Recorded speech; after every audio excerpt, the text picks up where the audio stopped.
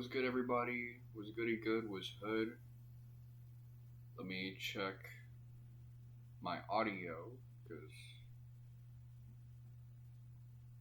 well, not. So, let me hear something.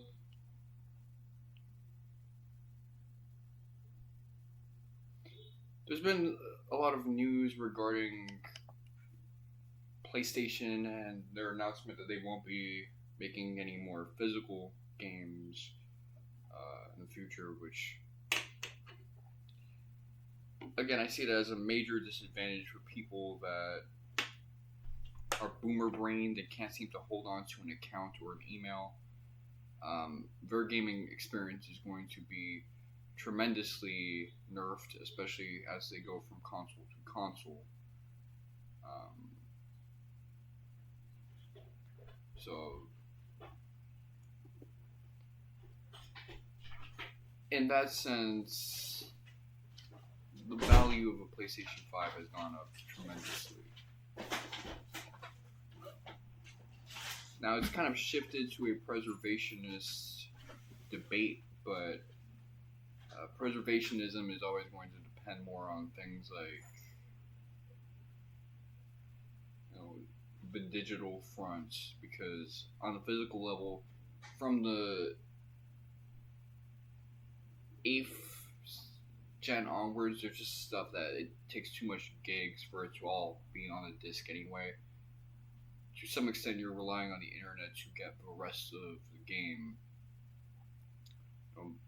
Blu-rays can only hold in so much stuff, and a lot of these games, they have like so many gigs worth of content. I mean, the 7 remake games having 2 discs was kind of a caveat to all of this, but and even with stuff like the 6th gen games, the 5th gen games, disc rot is very much a thing, and it can be mitigated. You can get around it, but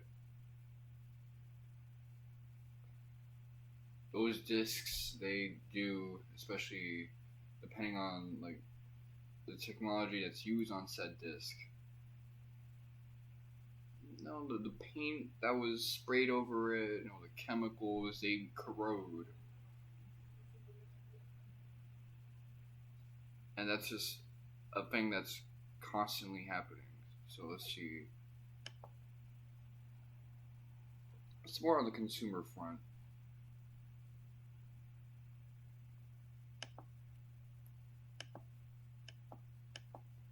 Let's say you get rage baited by a dude who specifically likes to be a dickhead to other guys so he can report them for clapping back at him, and then he gets them banned. That's what happened to one of my homeboys who used to be on my streams pretty often. That youngin, he was rage baited by some dude who reported him, and then an account that he had for years was gone. He eventually got that joint back. I don't know what he wrote on the appeal, but I think by then he was using it for a little bit, and then he moved on to another account. Most likely because with that time that he was banned, he probably, the other account he made, he was more attached to it. But in this age of like digital IDs, getting banned off one thing won't just mean, okay, well, I can make a new account. It could also mean you're getting sent to cut off land on everything. So that's one thing. These Gen 10 consoles are not going to be physical at all. It's like what Review Tech used to say back in the day, that eventually it's going to be a stream machine.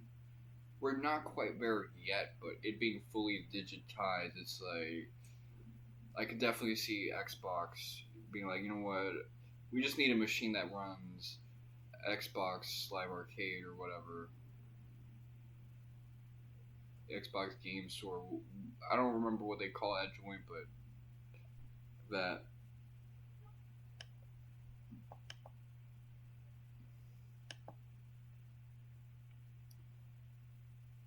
So, in these expensive times, the advantage of physicals means that, these assets that you have, all these games, especially now that the PlayStation Free store is going down, the Vita store is going down, PSP store bin go down, but let's not even go there. All the movies and TV shows people used to be able to get on PlayStation. Obviously in 2019 you couldn't buy them anymore because they thought, what, people would rather just download a streaming service on our platforms and use that instead. Well, now it's like the licenses for those expired, so you can't even download them anymore if you already purchased them, and you're not getting refunded. Yeah, there's a risk with this stuff, and with regards to PS3 stuff, like the PlayStation 1 and 2 classics back then, as long as they continue to do what they did with Wild Arms and the Toy Story things, where they bring it back under a new emulation with possible trophy support for these new PlayStation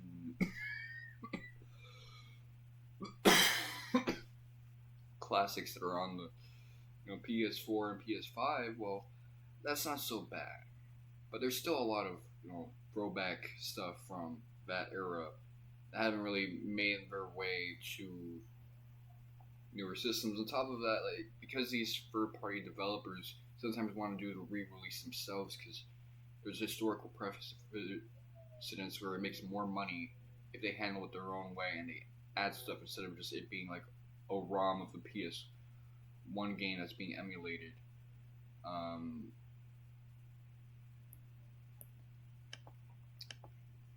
They can just release their own thing, and the danger of that comes in, let's say, Persona 3. People like Fez a lot. They hold that to a high pedestal. But what's available for guys on modern systems is Persona 3 Portable, which is controversial, and Reload, which is also controversial, and is possibly even more controversial because people like the creative changes with Persona 4 Revival, and they're like, okay, what if it went this direction instead?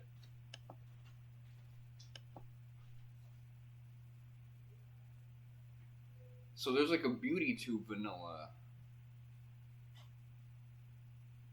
that you're not getting anymore. Odin Sphere, as another example. You can get the enhanced re-release of Odin Sphere. Oh, this track from way back in the day.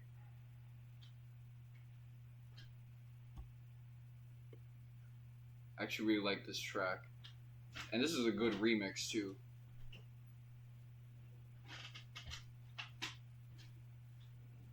Like, the new release for Odin Sphere is Life Tazur. Forgive me for not knowing how to pronounce something Nordic like that, but what if you like vanilla more?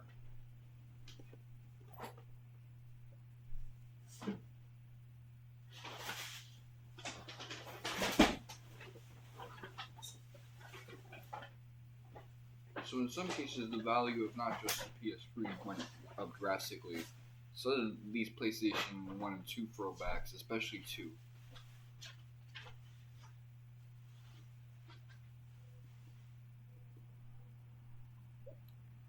In essence, I'm not really going to catastrophize anything except for the PlayStation 6. I think you're kind of creating this like choke point where people are probably going to think, oh, if I can only have digital, might as well get like a Steam device.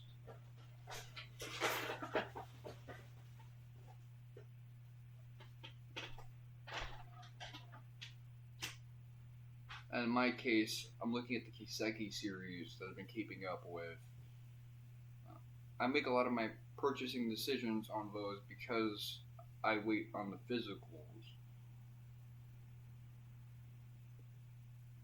I'm sure JPN will get the next Kiseki game that's not a remake and a conclusion to Calvard in the physical form. I'm not so sure for us Westerners if we're gonna get that. That's gonna factor into like my consumption decisions because if I can only get that on Digi, then a lot of the stuff that I accomplished with the physicals,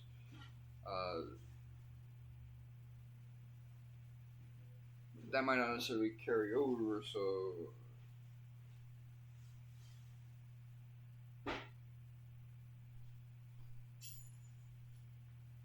this actually looks like an FF7 OG mod.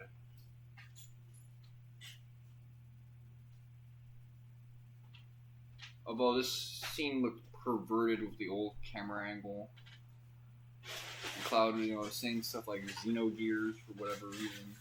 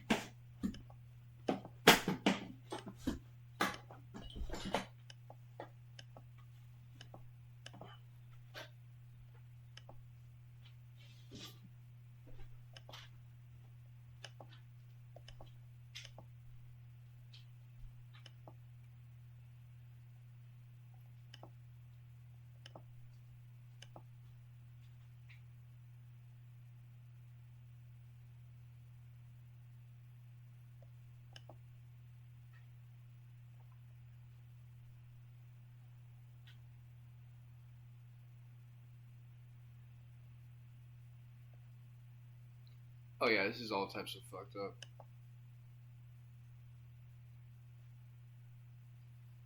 We don't match whatsoever. I didn't even realize they gave Ketchi no love at all. That is insane.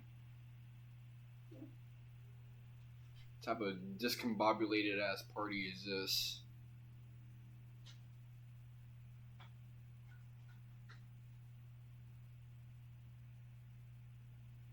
No Cloud, no Tifa, no Aerith, of course.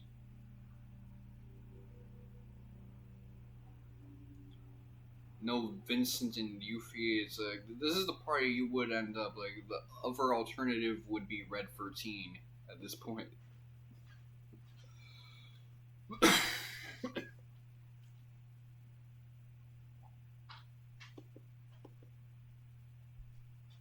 Yeah, Cloud.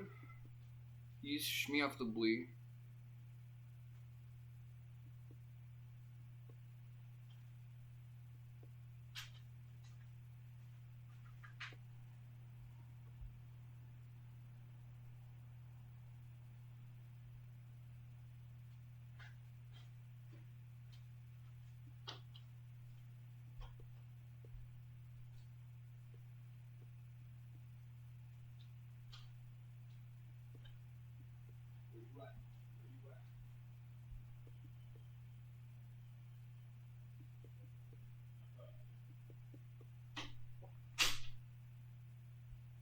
I wonder if they'll do the whole huge Materia subplot.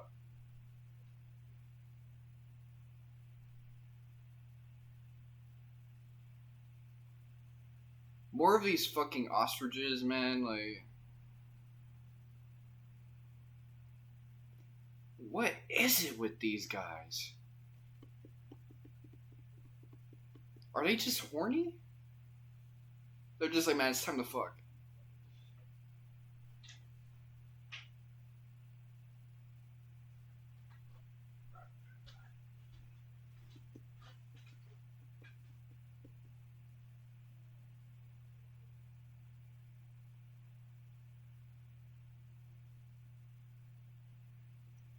I guess I'll have to be inside to hear this because the acoustics are really bad.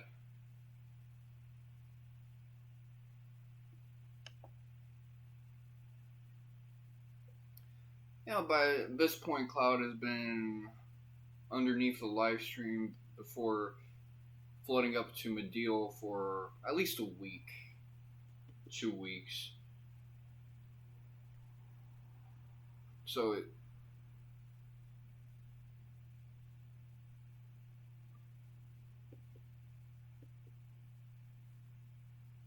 it's in some ways less time intense than what he had to deal with when he was an experiment.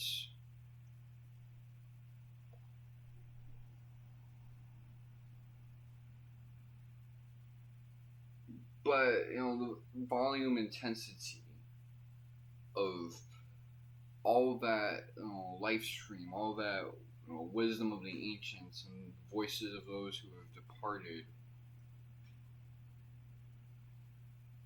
is probably overwhelming. Like, his sense of self is kind of overstimulated and destroyed.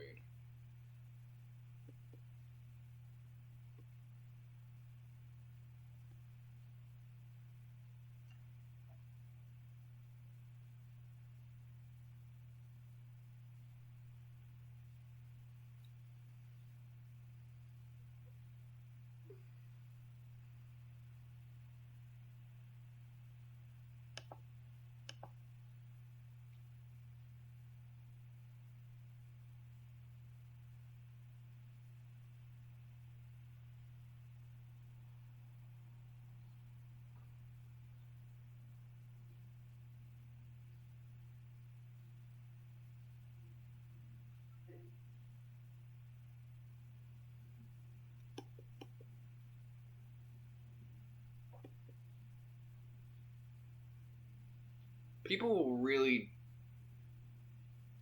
don't see Barrett's character development at this point, or even Ketchi's. Like, they think both of these characters are flat. Like, oh, but they don't even sound the way that they used to in the beginning. Yeah, that's because they've developed. Barrett is no longer the vengeful, angry dude. Now he's like this guy who's just looking at the whole situation and being like, man, this is bad.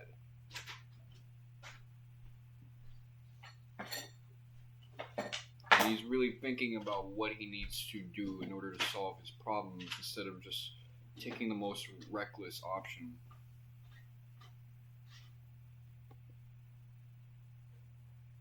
I would argue he's probably flatter in those elements in Revelation, just hearing how overly enthusiastic he is about whooping Sephiroth's ass, although he has reasons for being like that.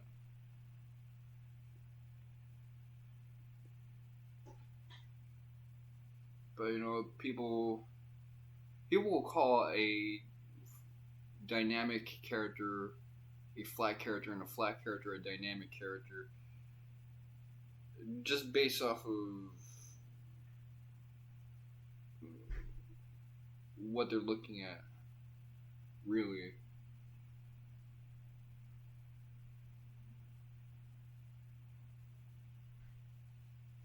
There's like a myopia to that.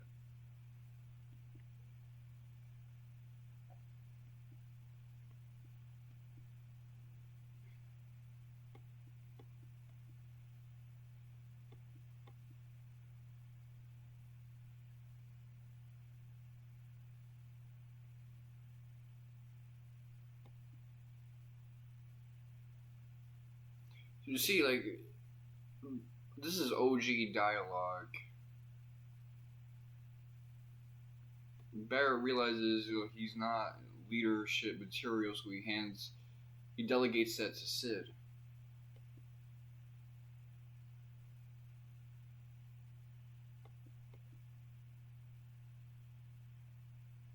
It's ironic that we're going to Barrett's hometown after he makes this revelation.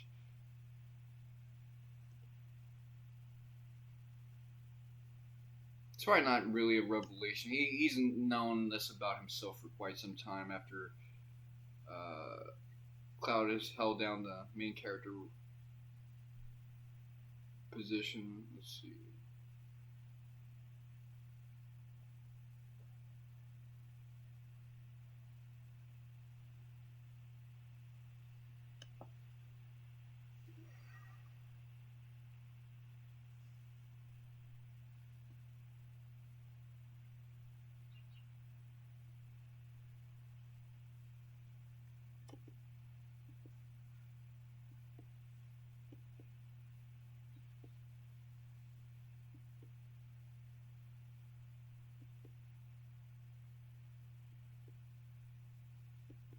That looks low res, that satellite. Oh wow, we're gonna cut straight into it. Is it gonna be in a tree? Car. Oh wow, that's actually kind of whack.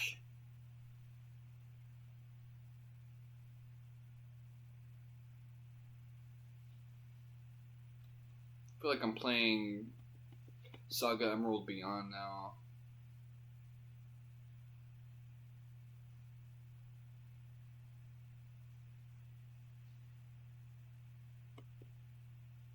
I think that's what it is. Like, they think Barrett is actually less one-dimensional because they hear his thoughts and opinions and feelings a lot more, as opposed to like, how has this guy fundamentally changed as a character?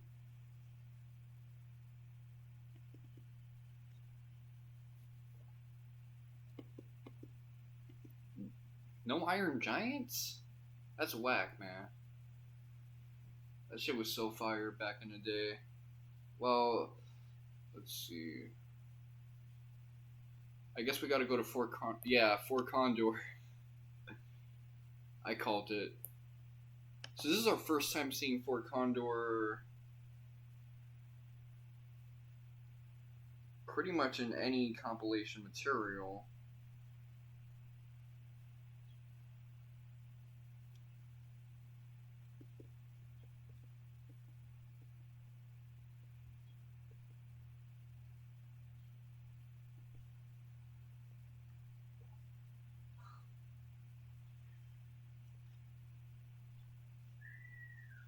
So I've kind of said this for a while, but I'm not really that excited for Revelation.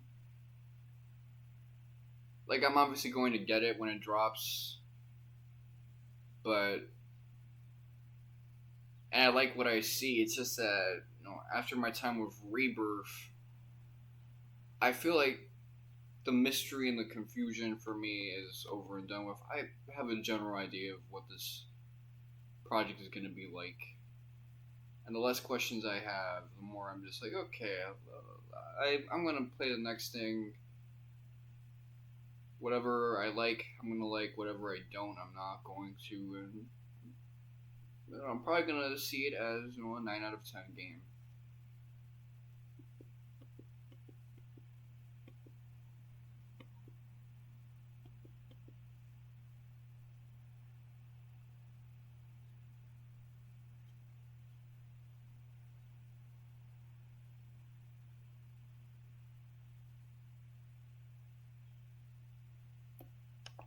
Okay, plans for that's probably a reference to Ultimate Weapon, which I like that weird battle sequence you had in OG against him. I don't really know how the script works, but it's cool.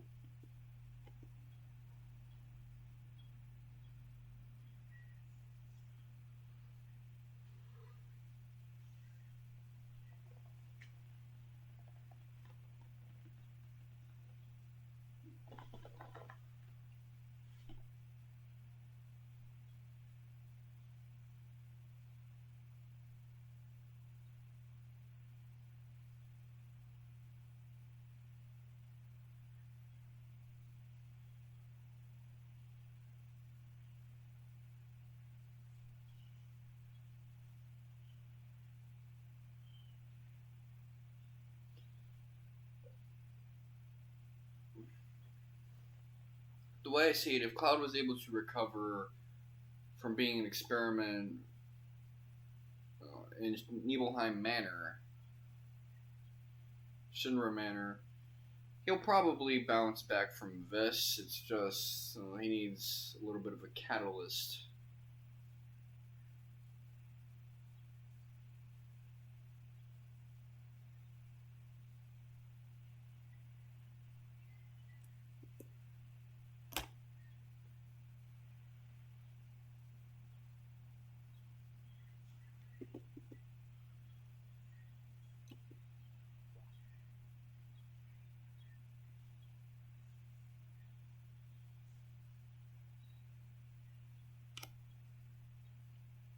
So, in the original Final Fantasy VII, not international, which is what we got, but like JPN, January 31st,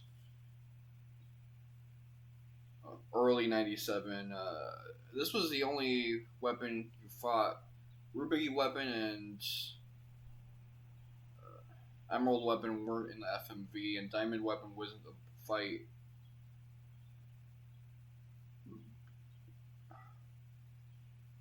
They kind of added that.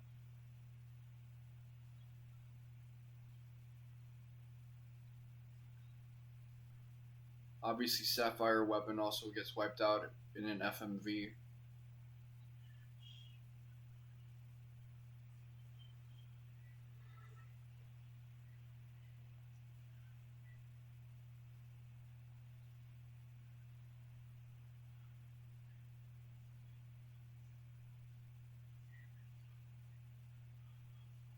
I'm unironically like excited about fighting them, not just in Revelation, but especially in OG.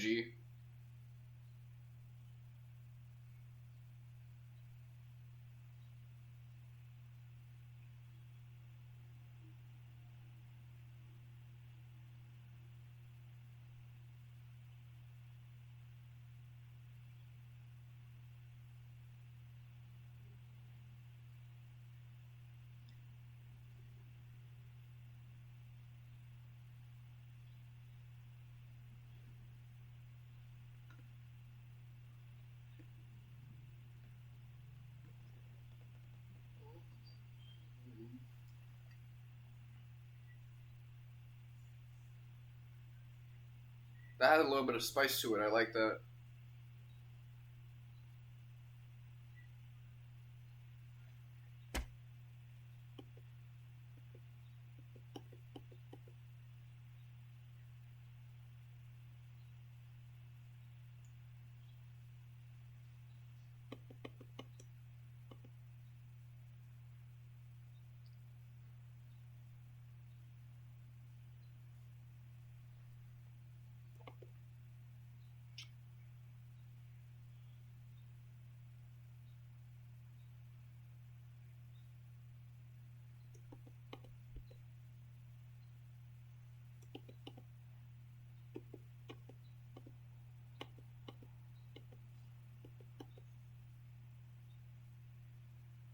My ass would have ran the other way, towards where the camera's at.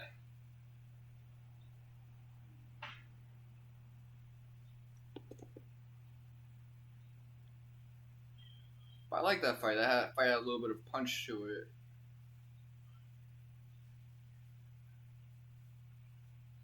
So this is the Masato Kato sequence.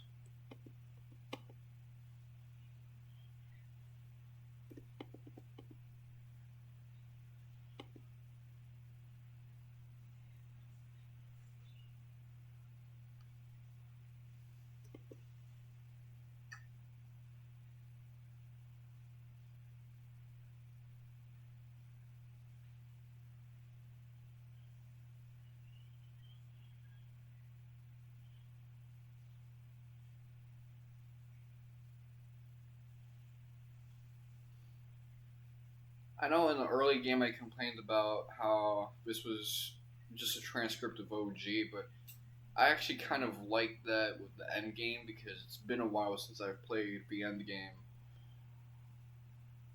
Like I play the early game a lot now for FF7, but end game it's like I haven't touched that since 2020.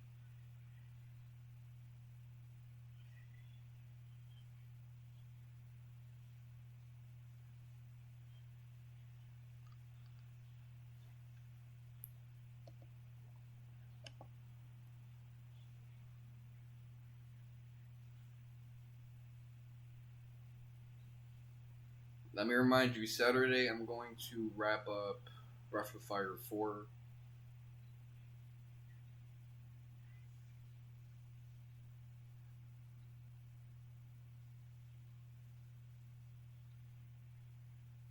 So yeah, this live stream sequence is one of Masato Kato's best works. I like what he did with Final Fantasy XI, with Chrono, Chrono Cross, which I've live streamed that back in 22.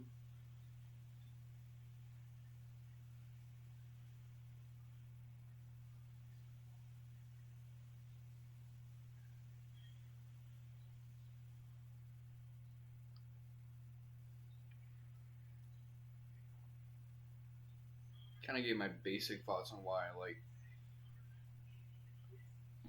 the unique experience of that game and how it handles storytelling differently than other JRPGs.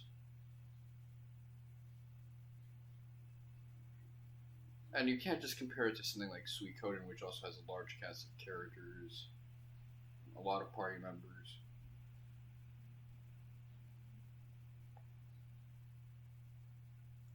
Okay, so she has her own freak out of just, being in the live stream for quite some time. Kind of reminds me of what Squall went through.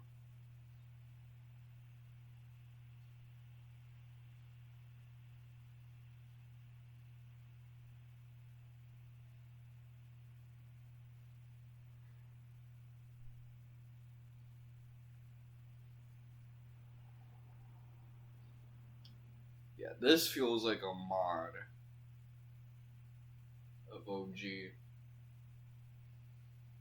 So based on the leaks, this is going to wrap up in like September, October.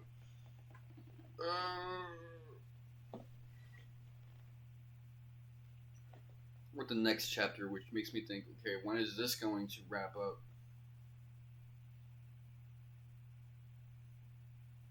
So there was some sort of glitch where us Steam users, like, we couldn't really advance past a certain point.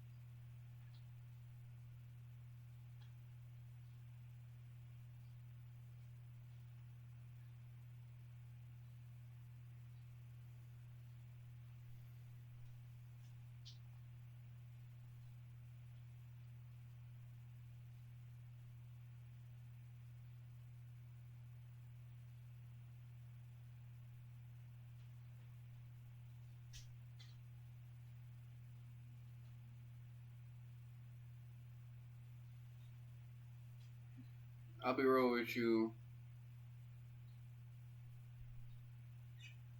I've been to hoods that look like Nibelheim. This shit looks like the hood.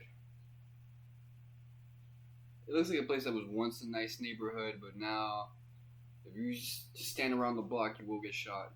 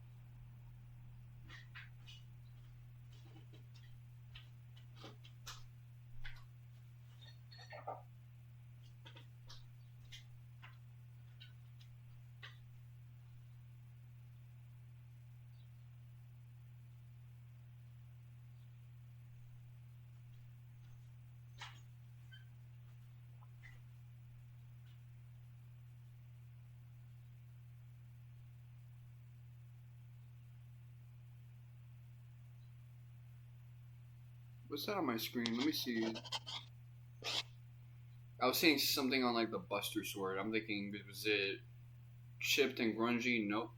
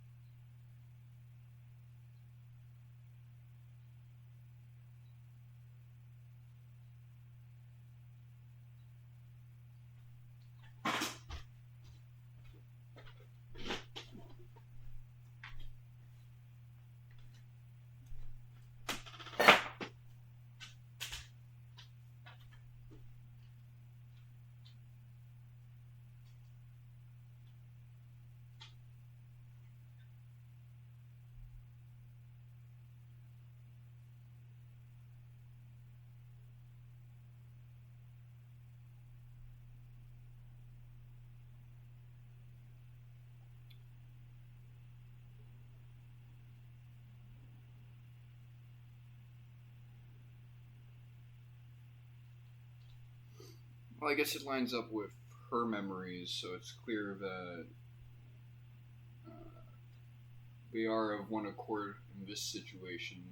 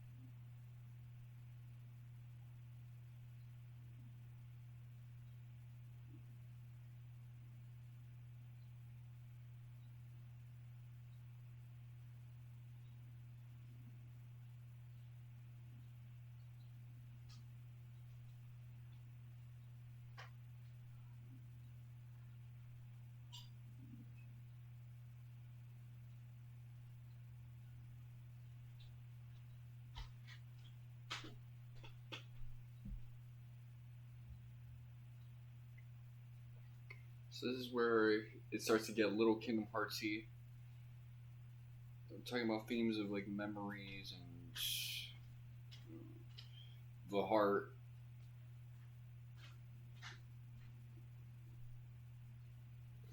And getting a little Jungian too.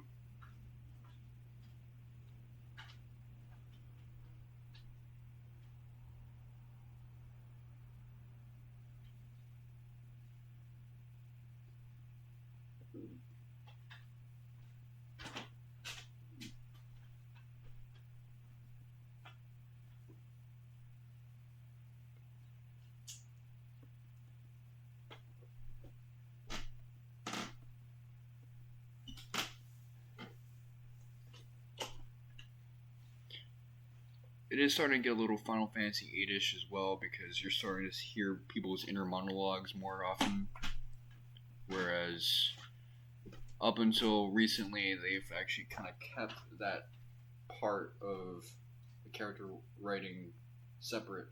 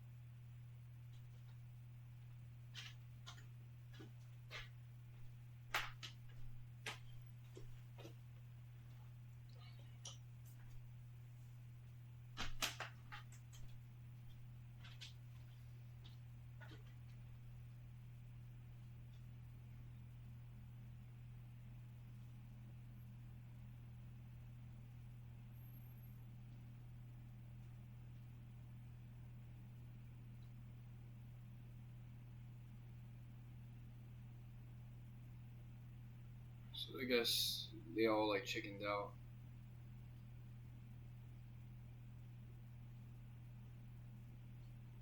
I mean, it's not like there was anything you could have done once you caught her anyway. You were both gonna hit the ground.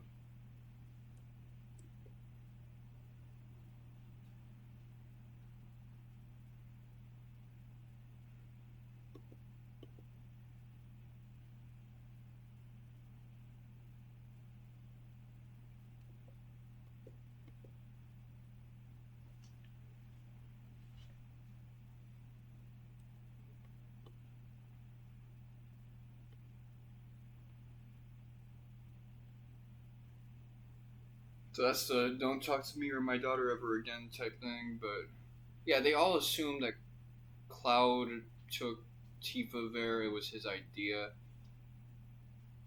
I guess because they just didn't really see it in Tifa's character that she would want to cross over a place like that just because of her grief and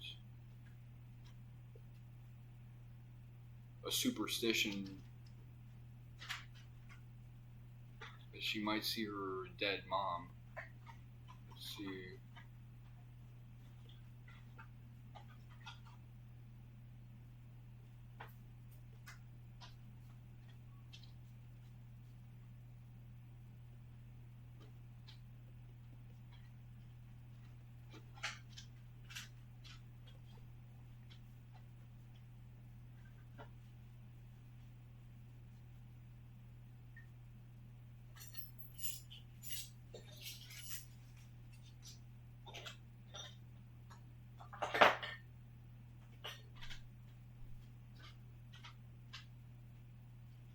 Xenogears also has a sequence where a character kind of rebuilds their actual personality. Although I think it went much harder in Xenogears than here.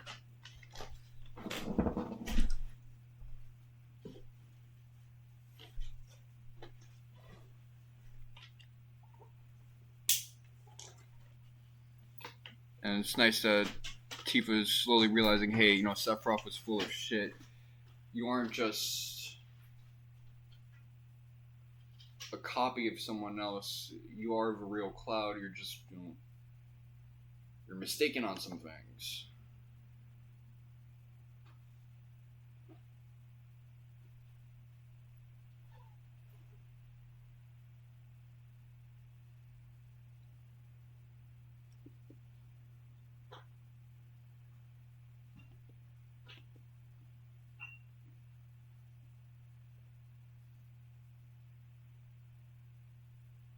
You know what this needs? It needs more ostriches.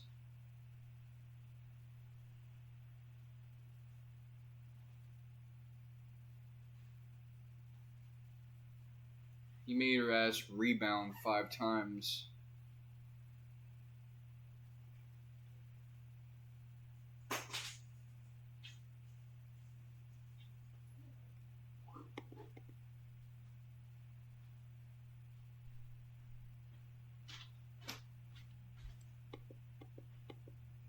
So this was something that Kazushige and Nojima wanted to hide from the sequence.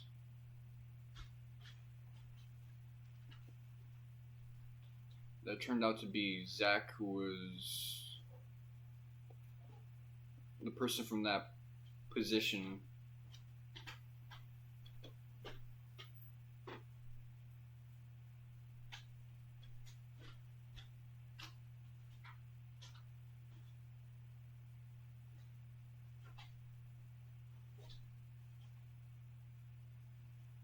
But damn, it made Zack rebound. As I said before, Zack lost to fall damage in his fight against Sephiroth.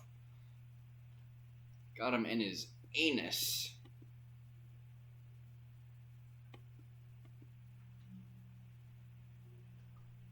Neutered him from the back.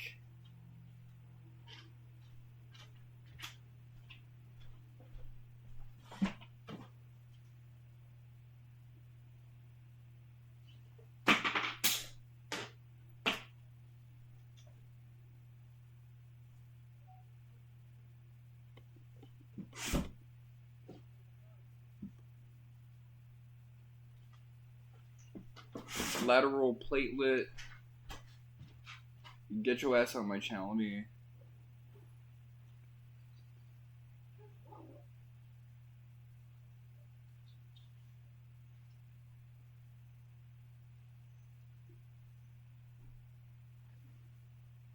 They always get these like pink fonts for their name, and let me see what color mine is at the moment.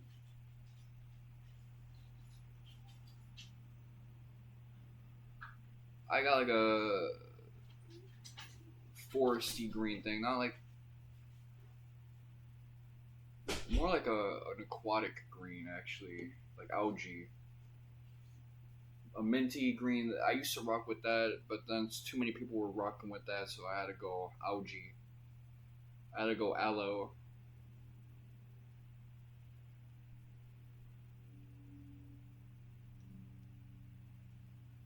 I used to like switch up red, pink, all of that if I saw.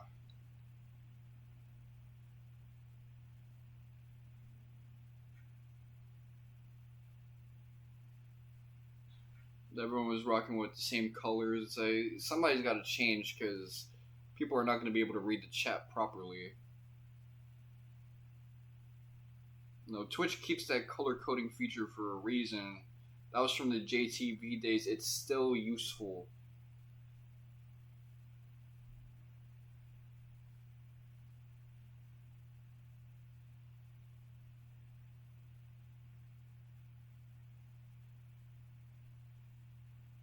Yeah, because he didn't make a soldier. First class, you gotta humble yourself. First off, it's a journey, and second off, that's the top of the top. It's like me saying, I'm gonna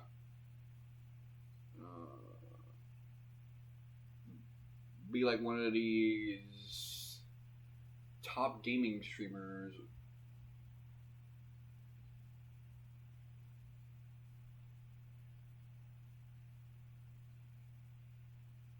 Like Caleb Hart or some shit. Asmongold.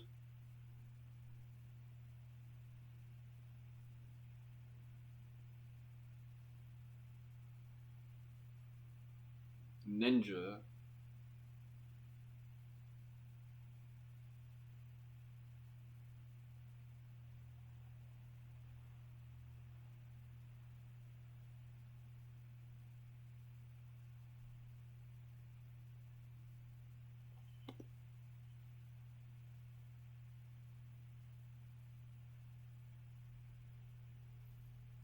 So, Cloud probably survived because his mother was protecting him. And she got to not just die in the fire, she died under Sephiroth's blade.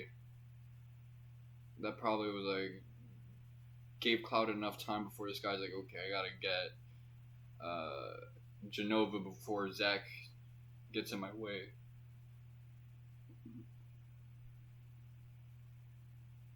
Or maybe that just, moved him enough to like spare Cloud.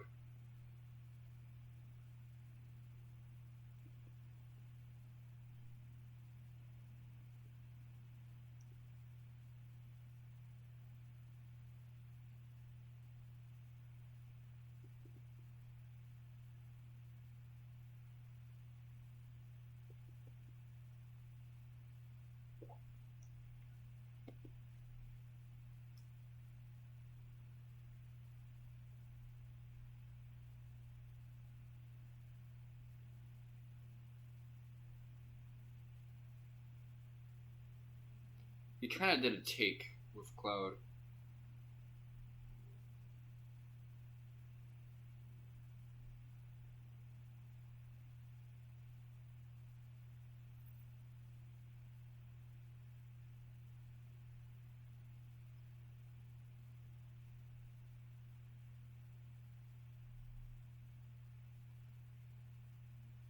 I always like this bit of choreography. Some people are like, why didn't Sephiroth just let go of the sword?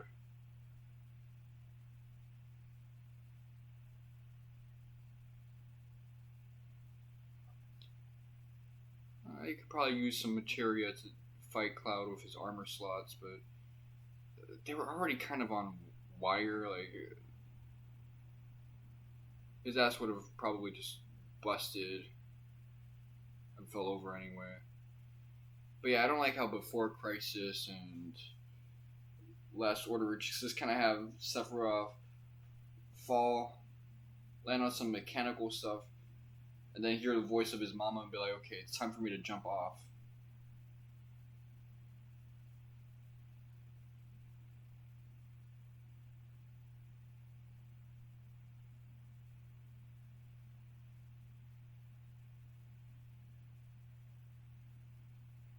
Like, yes, Mom, it's time for me to go off into the live stream. Inherit the wisdom of the planet or whatever. Wisdom of the ancients. Which, honestly, that did make him stronger.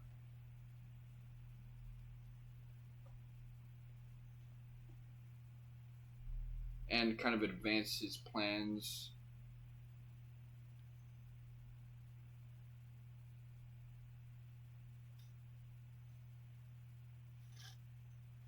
It'd be like if I passed away and then like just for like 5 years and I was getting all this insight from the smartest motherfuckers of yesteryear.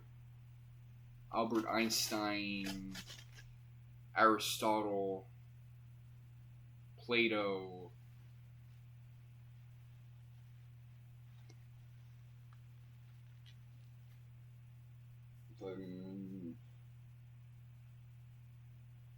Pop Smoke.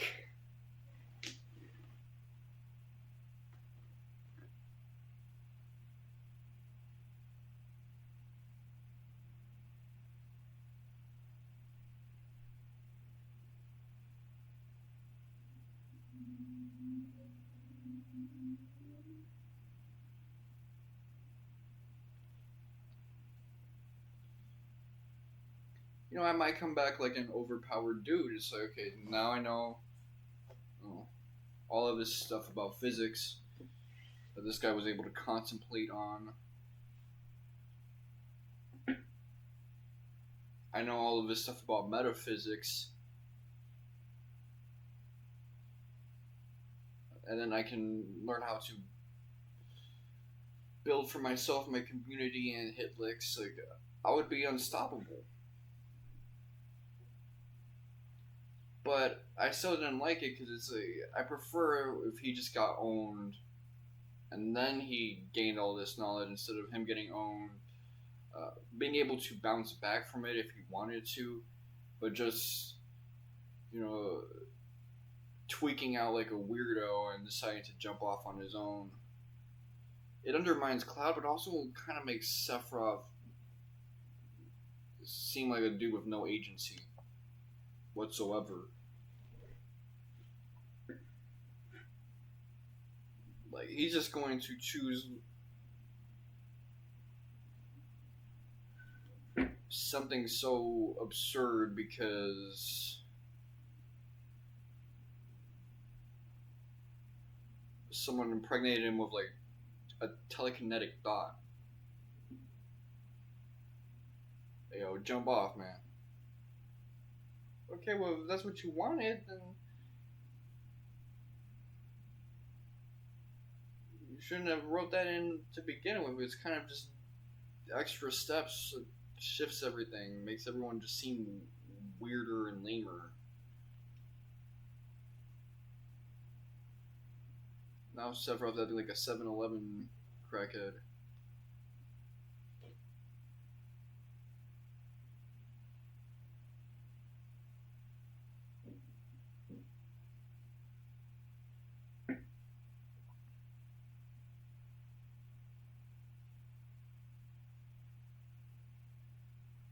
Whose feet are those?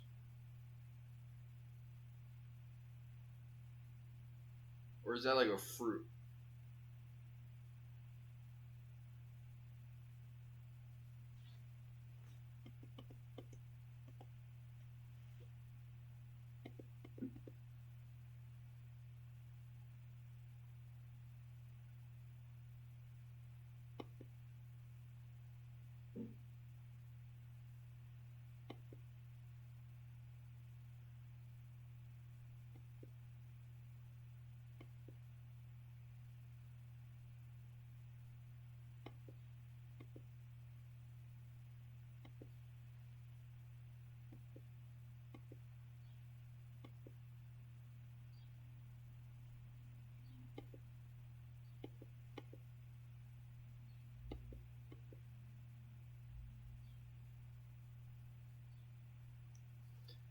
That's the thing.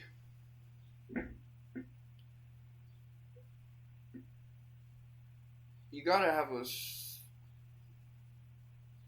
strong sense of self not to get fucked with in that soldier process. So he probably failed the test to become soldier because they gave him a psychological assessment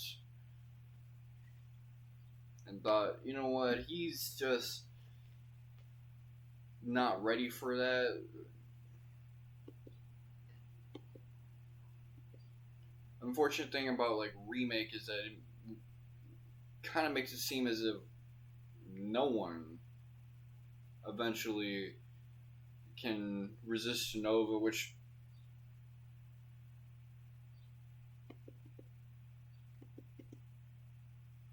unless you're Zack, of course, because Zack is perfect. He's the Gary Stu.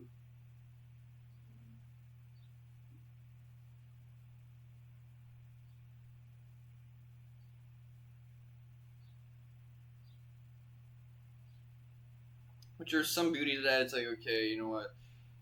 No one's really built that differently. Like, you take some forbidden power, it's eventually gonna fuck you up. But at the same time, it's also like it makes the storytelling a little bit more confusing because now it's like, okay, all these former soldier dudes and even guys in soldier are getting caught up in this reunion theory crap. It wasn't like that back then.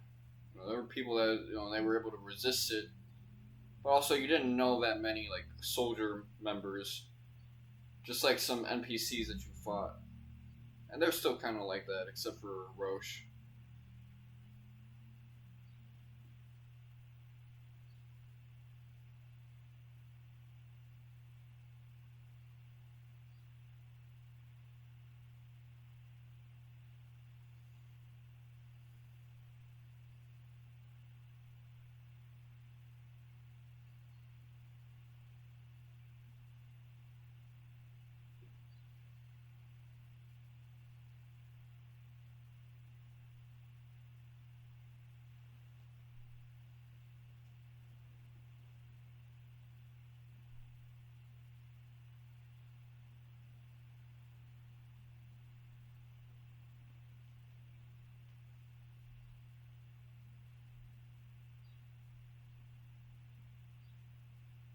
I think it's similar to just why I didn't like how Before Crisis and Last Order changed things with Sephiroth and that confrontation. Oh, this is too loud. Let me change this up a bit.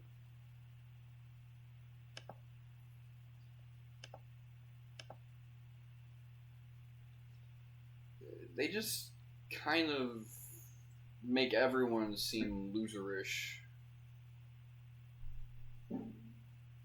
No one kind of looks good.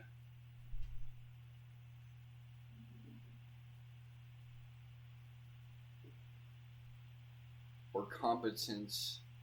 Not even Zack, who they like try to make him this dreamy, flawless dude. The bad guys don't look like they get shit done anymore. The good guys don't look like they get shit done anymore. Everyone looks like perpetual losers.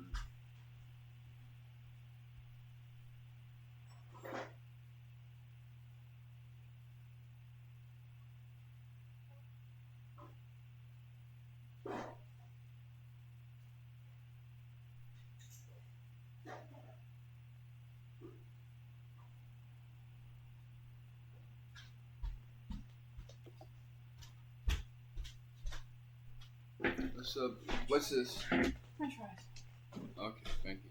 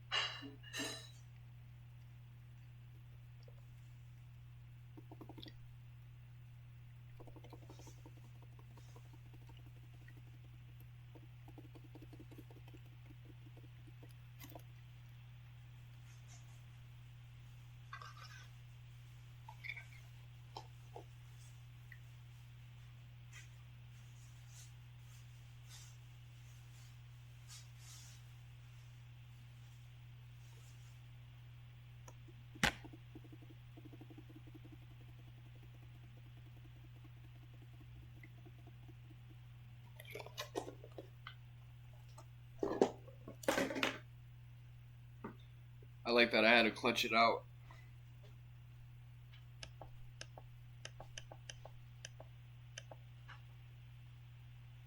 With that said, I really don't know how they're going to wrap this up in just one more chapter. I wonder if the data miners are just making assumptions.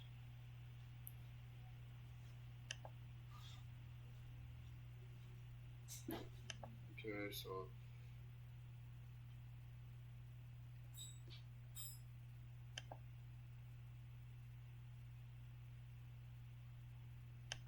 can't really mess with any of this on stream since it would mess with YouTube's TOS.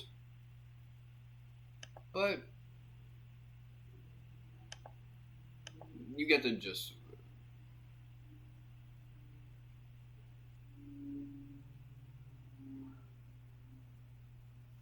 it. So I will take a brief break, and maybe later on I'll continue on with Wild Arms. So stay tuned.